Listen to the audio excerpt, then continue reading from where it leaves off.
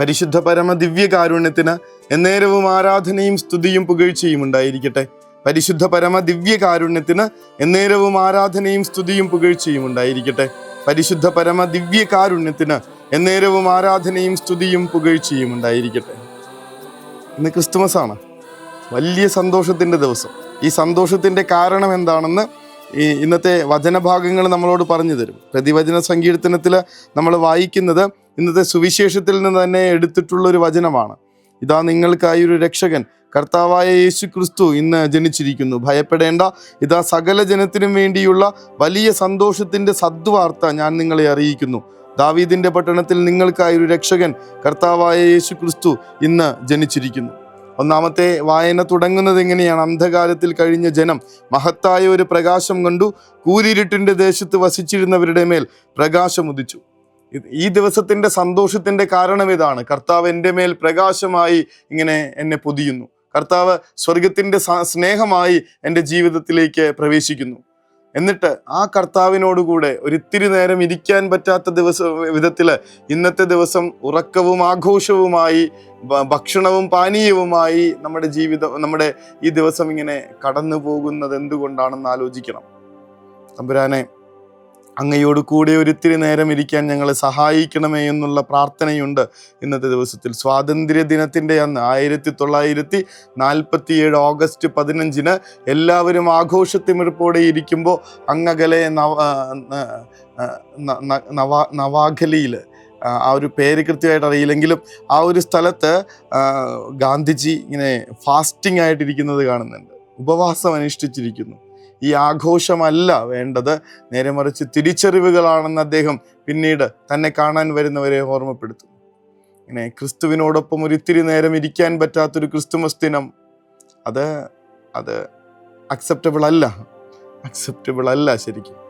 രാമകൃഷ്ണ മഠത്തിൽ ഒരു 9 വർഷം മുന്നോ 8 വർഷം മുന്നേ ഒരു ക്രിസ്തുമസ് ആഘോഷിക്കാൻ പോയതിൻ്റെ ഓർമ്മയുണ്ട്. അന്നത്തെ ദിവസം രാവിലെ അവർക്ക് വേണ്ടി ഒരു സന്ദേശം കൊടുക്കാനായ ഒരു കത്തോലിക്ക പുരോഹിതനെ വിളിക്കുന്ന ഒരു രീതിയുണ്ട്. അതിനു വേണ്ടിയിട്ട് പോയതാണ്. അവിടെ ചെന്ന് കഴിഞ്ഞപ്പോൾ നമ്മൾ ചോദിക്കുമ്പോൾ രാവിലെ 6 മണി മുതൽ അവർ ഭജൻസ് ആരംഭിച്ചിട്ടുണ്ട്. വെള്ള വസ്ത്രങ്ങൾ അണിഞ്ഞ് രാവിലെ 6 മണി മുതൽ. നമ്മൾ പാതിരാ കുർബാനയ്ക്ക് വരാത്ത മനുഷ്യര്, ചിലപ്പോൾ ഇങ്ങനെ ആഘോഷങ്ങൾ കഴിഞ്ഞ് അന്നത്തെ ദിവസം പരിശുദ്ധ കുർബാനയിൽ കൂടാത്ത മനുഷ്യരൊക്കെ നമ്മൾ കാണുമ്പോഴാണ് 6 മണി മുതൽ രാമകൃഷ്ണ മഠത്തിൽ ഇങ്ങനെ വെള്ള വസ്ത്രങ്ങൾ അണിഞ്ഞ് അവർ വരുന്നുണ്ട്. എന്നിട്ട് നമ്മൾ പിന്നെ അവിടുത്തെ ഷെഡ്യൂൾ കാണുമ്പോൾ നമ്മൾ അത്ഭുതപ്പെടും. ആ ദിവസം ആരും വീട്ടിൽ പോവില്ല. എല്ലാവരും ആശ്രമത്തിൽ ഈ ക്രിസ്തുദേവന്റെ ഭജന പാടി ബൈബിള് വായിച്ച്, മുഴുവൻ ദിവസവും ബൈബിള് വായിച്ച് പരസ്പരം ഇങ്ങനെ ക്രിസ്തുമസിന്റെ നല്ല വിശേഷങ്ങൾ പറഞ്ഞ് ഒരു ദിവസം മുഴുവൻ രാത്രി വരെ ഒരുമിച്ച് കൂടുന്നതിനെ കുറിച്ച് ഓർക്കുമ്പോൾ ക്രിസ്ത്യാനി നമ്മൾ ലജ്ജിക്കണ്ടേ ശരിക്കും? നമ്മളിങ്ങനെ ഈ കഴിഞ്ഞ പാതിരാത്രിയിൽ ക്രിസ്തുവിനെ കണ്ടിങ്ങനെ തിരിച്ച് മടങ്ങി ഇങ്ങനെ പോകുമ്പോൾ അവനിലേക്ക് എത്തിച്ചേരാനായിട്ടുള്ള, അവൻ്റെ അടുത്ത് ചെന്നിരിക്കാനായിട്ടുള്ള സന്ദേശമാണ് ശരിക്കും ക്രിസ്തുമസ് തരുന്നതെന്ന് ഈ മനുഷ്യർ നമ്മളെ പഠിപ്പിച്ചു തരും. ഇതാ, അന്ധകാരത്തിൽ കഴിഞ്ഞ ജനം മഹത്തായ ഒരു പ്രകാശം കണ്ടു, കൂരിരുട്ടിൻ്റെ ദേശത്ത് വസിച്ചിരുന്നവരുടെ മേൽ പ്രകാശം ഉദിച്ചു. എല്ലാവരും പുൽക്കൂട്ടിലേക്ക് വന്നുകൊണ്ടിരിക്കുകയാണ്. ആട്ടിടയന്മാരും രാജാക്കന്മാരും മാലാഖമാരും ഓരോരുത്തരും ഇങ്ങനെ പുൽക്കൂട്ടിലേക്ക് അവനെ അന്വേഷിച്ചു പോകുന്ന ദിവസത്തിൽ നമ്മൾ പുൽക്കൂട്ടിൽ നിന്ന് ഇറങ്ങി നടക്കുകയാണ് ആഘോഷങ്ങളിലേക്ക്, നമ്മളുടേതായിട്ടുള്ള ഇങ്ങനെ റിലാക്സേഷനിലേക്ക്, തെറ്റായിട്ടുള്ള ചില ശീലങ്ങളിലേക്ക്. കള്ളൂടി അടക്കമുള്ള കാര്യം പറയണേ. ഈ ദിവസം വിശുദ്ധമായി ആഘോഷിക്കുന്ന മനുഷ്യരുണ്ട്. അവരണിയുന്ന വെള്ളവസ്ത്രം കണക്കെ തന്നെ ഹൃദയം ഇങ്ങനെ ശുദ്ധീകരിച്ച് ക്രിസ്തുവിന് വേണ്ടി ഒരു ദിവസം മാറ്റിവെച്ച് ശരിക്കും ഒരു ക്രിസ്തുമസ് ആഘോഷിക്കുന്ന മനുഷ്യരുണ്ട്. ആദ്യ ദിവസത്തെ ആട്ടിടയന്മാരെ പോലെ, ക്രിസ്തുവിനെ കണ്ടെത്തിയവരെ പോലെ, ആ രാജാക്കന്മാരെ പോലെ തങ്ങളുടെ ജീവിതത്തിലുള്ള ഏറ്റവും വിലപിടിപ്പുള്ളത് മുഴുവൻ ഈശോയ്ക്ക് സമർപ്പിച്ച് അവനോട് കൂടെ ഇരുന്ന ജ്ഞാനികളായ ആ മനുഷ്യരെ കണക്ക് അവൻ്റെ കൂടെ ഇരുന്ന് ആഘോഷിക്കുന്ന മനുഷ്യർ. ഈ ദിവസം ഇങ്ങനെ വെറുതെ കളയാനുള്ളതല്ല, തിന്നും കുടിച്ചും ആഘോഷിച്ചും തിമിർത്തും തീർക്കാനുള്ളതല്ല ഇന്നത്തെ ദിവസം. ഈശോയോട് കൂടെ ഇരിക്കാനായി, അവനെ ഒന്ന് കണ്ടുമുട്ടാനായി, ആ പുൽക്കൂട്ടിൽ ചെന്നൊരു ഇത്തിരി നേരം പ്രാർത്ഥിക്കാനായി, ഈശോയ്ക്ക് വേണ്ടി സമയം മാറ്റിവെക്കാനായിട്ടില്ലെങ്കിൽ ഇത് ക്രിസ്തുമസ് ആണെന്ന് പറയരുതെന്നേ.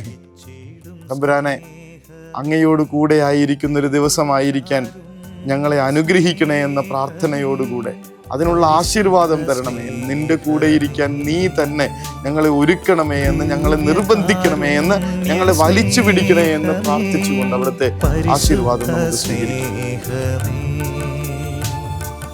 പരിശുദ്ധ പരമദിവ്യകാരുണ്യമേ, അനന്ത സ്നേഹമേ, പരിശുദ്ധ പരമദിവ്യകാരുണ്യമേ, അനന്ത സ്നേഹമേ.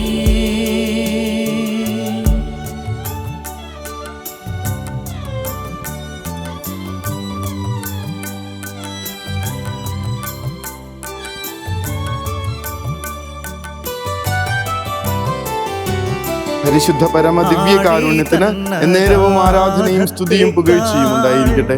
പരിശുദ്ധ പരമ ദിവ്യകാരുണ്യത്തിന് എന്നേരവും ആരാധനയും സ്തുതിയും പുകഴ്ചയും ഉണ്ടായിരിക്കട്ടെ. പരിശുദ്ധ പരമ ദിവ്യകാരുണ്യത്തിന് എന്നേരവും ആരാധനയും സ്തുതിയും പുകഴ്ചയും ഉണ്ടായിരിക്കട്ടെ. പുൽക്കൂട്ടില് ഈശോയെ കാണാൻ വന്നവരുടെ കൂട്ടത്തില് സ്വന്തം ഒരു പ്രതിമയുണ്ടാക്കി ഇങ്ങനെ വെക്കണമെന്നുള്ളൊരു ആഗ്രഹം പണ്ടേ ഉള്ളതാണ്. അഹങ്കാരമാണെന്നോ ഇങ്ങനെ അറിവില്ലായ്മയാണെന്നോ എന്ത് വേണേലും വിചാരിക്കാം. പക്ഷെ ഇന്നത് പറയുമ്പോൾ, ഇന്നത്തെ വിചിന്തനം നടത്തുമ്പോൾ അതാ ഉള്ളിലേക്ക് വന്നേ. ആ ഈശോയെ കാണാൻ വന്നവരുടെ കൂട്ടത്തില് അവരോടൊപ്പം നമ്മുടെ മുഖം കൂടി ഒന്ന് ചേർത്ത് വെച്ച് നോക്കിയേ. നമ്മൾ തിരിച്ചു പോകുമോ ശരിക്കും ഈശോയെ കണ്ടിട്ട്? ഇല്ലല്ലോ. ഈ ദിവസം അങ്ങനെ വെറുതെ പുൽക്കൂട് കണ്ട് ഒരു പാതിരാ കുർബാനയ്ക്ക് ശേഷമുള്ള ആഘോഷങ്ങളും കഴിഞ്ഞ് ഇനി അവനെ വിട്ടിട്ട് പോവാനുള്ളതല്ലല്ലോ ഈ ദിവസം. തമ്പുരാനോട് കൂടെ ഇരിക്കാനായിട്ടുള്ള ഒരു അനുഗ്രഹത്തെ തരണമേ എന്നുള്ള പ്രാർത്ഥനയോടുകൂടെ നമുക്ക് ഈ ദിവസം ഇങ്ങനെ മുന്നോട്ട് കൊണ്ടുപോകാം. കർത്താവ് അനുഗ്രഹിക്കട്ടെ. കരുണതൻ കയർ പിടിച്ച് നയിച്ചിടും സ്നേഹമേ, ദിവ്യകാരുണ്യ സ്നേഹമേ, പരിശുദ്ധ സ്നേഹമേ, പരിശുദ്ധ പരമദിവ്യകാരുണ്യമേ, അനന്ത സ്നേഹമേ, പരിശുദ്ധ പരമദിവ്യകാരുണ്യമേ, അനന്ത സ്നേഹമേ.